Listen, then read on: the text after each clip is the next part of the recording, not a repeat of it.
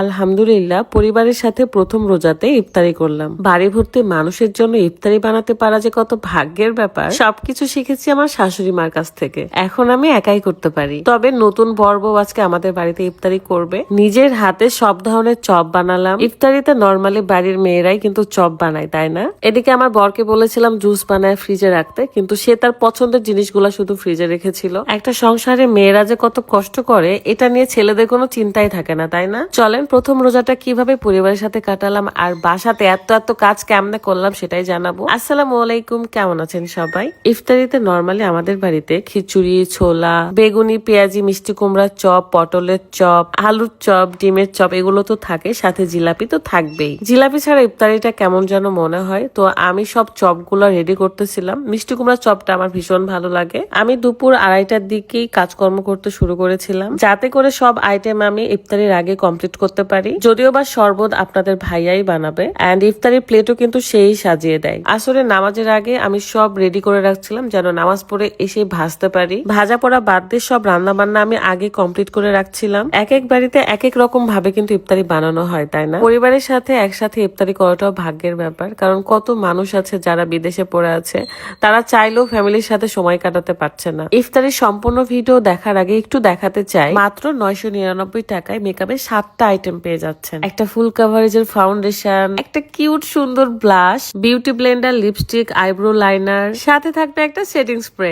Scarlet Facebook page কিন্তু মাত্র 999 টাকায় এই 9টা আইটেম দিয়ে দিচ্ছে। ফাউন্ডেশনটা তো জাস্ট ওয়াও, ফুল কাভারেজ দেয় আমার স্কিনে। আমার স্কিনে কিছু ছোট কালো দাগ রয়েছে যেগুলো কিন্তু দেখা যাচ্ছে না। মিনি মেকআপ আইটেম গুলো অনেক সুবিধা, কারণ এগুলো যে কোনো জায়গায় আপনি ক্যারি করতে পারবেন। ভাই এই কম্বের আমি প্রেমে পড়ে গেছি। প্রত্যেকটা প্রোডাক্ট খুবই সুন্দর। দেখেন সেটিং স্প্রে দেওয়ার পর আমার স্কিন কত সুন্দর গ্লেজ দিচ্ছে। ম্যাট লিপস্টিকের প্রেমে পড়ে গেছি আমি। এত সুন্দর কালার। আপনারা দেরি না করে এখনই স্কারলেট ফেসবুক পেজ থেকে এই কম্বোটা অর্ডার করে ফেলুন। পেজটা ভিডিও ডেসক্রিপশনে দেওয়া আছে।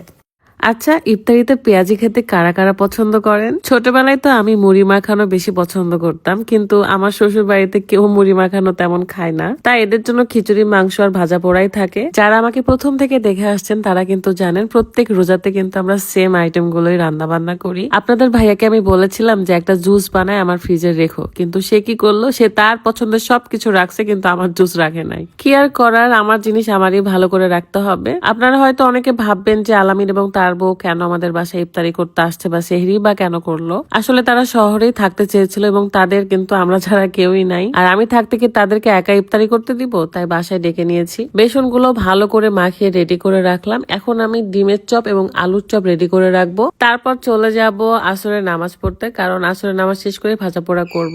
আমি কখনোই কিন্তু নামাজ কালামের জিনিসগুলো দেখাই না, কারণ এগুলো দেখানোর জিনিস না। আপনারা ভাবেন আমরা অনলাইনে কাজ করে দেখে আমরা হয়তো বা নামাজ কালাম পড়ি না, আমরা সবই করি, কিন্তু এগুলো দেখায় না, কারণ এগুলো হচ্ছে আল্লাহর জন্য। আমি কেন আপনাদেরকে দেখাবো? আমার ইমান আমার কাছে, আপনাদের ইমান আপনাদের কাছে। যাই হোক না কেন, এই রমজান মাসের উচ্ছিলায় আল্লাহ যেন আমাদের সবাইকে মাফ করে দেয়। আমার শাশুড়ি মা বলতো, যতক্ষণ তুমি চুপ করে রান্না করবা, চুপ না থেকে মনে মনে দোয়া পড়ো। এগুলো কখনোই আপনাদেরকে শেয়ার করিনি, কখনো করবও না। যেটা দেখায় সেটা দেখে আপনারা কত কিছু বলেন যে আমরা সবকিছুই আপনাদের সাথে শেয়ার করি। ভাইরে ভাই, আমাদের জীবনের মাত্র 10% আপনাদের সাথে শেয়ার করি, বাকি সবকিছুই হাইড থাকে। প্রতিবারের মতোই আপনাদের ভাইয়াই কিন্তু প্লেট সাজাচ্ছে, এন্ড সে খুব সুন্দর করে এটা মেনটেন করতে পারে। আর আমার ছোট ভাইগুলো শরবত বানাচ্ছে। আসলে বেশি মানুষ থাকলে না একটু কাজের প্রেশারটা বেড়ে যায়, একা একা এত কিছু পারি না তখন। আমাদের নতুন মেহমান তো চলে আসছে, তাদেরকে ড্রয়িং রুমে বসতে দিয়েছি। আলহামদুলিল্লাহ প্রথম রোজা ফ্যামিলির সাথে কাটাতে পেরে ভীষণ ভালো লাগছে, তবে আব্বুকে অনেক মিস করছিলাম।